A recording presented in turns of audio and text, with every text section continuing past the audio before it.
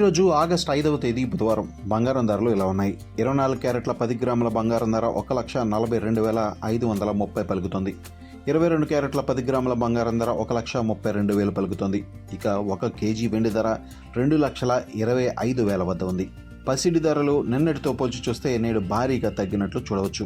అయితే అంతర్జాతీయ మార్కెట్లో మాత్రం బంగారం ధరలు పెరుగుతున్న నేపథ్యం గమనించవచ్చు. ముఖ్యంగా అంతర్జాతీయ మార్కెట్లో స్పాట్ గోల్డ్ ధర 0.6% పెరిగింది. ప్రస్తుతం 1 ఔన్స్ బంగారం ధర $4,078 వద్ద పలుకుతోంది.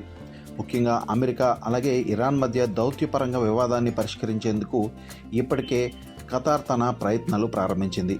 దీంతో క్రూడ్ ఆయిల్ ధరలు తగ్గడం ప్రారంభించినట్లు చూడవచ్చు. ప్రస్తుతం క్రూడ్ ఆయిల్ ధర ఒక బ్యారెల్ 4% తగ్గినట్లు తెలుస్తోంది. ముఖ్యంగా చమురు ధరలు తగ్గడం వల్ల వడ్డీ రేట్లు పెంచుతారని అంచనాలు తగ్గుతున్నాయి. దీంతో బంగారం ధరల పెరుగుదలపై ఇప్పుడు ఇన్వెస్టర్లు బులిష్గా ఉన్నారని చెప్పవచ్చు.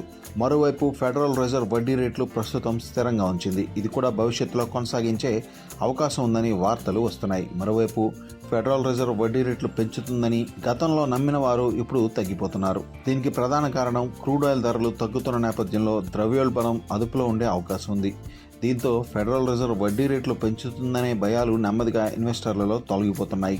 ఇక క్రూడ్ ఆయిల్ ధరలు తగ్గుతున్న నేపథ్యంలో తాజాగా CNBC వెబ్ పోర్టల్తో New York Fed president John Williams మాట్లాడుతూ ద్రవ్యోల్బణ ఒత్తిళ్లు క్రమంగా తగ్గుతాయని ఆశాభావం వ్యక్తం చేశారు. అయితే ఒకవేళ తగ్గకపోతే వడ్డీ రేట్లు పెంపుదల చేయడానికి వెనకాడబోమని స్పష్టం చేశారు.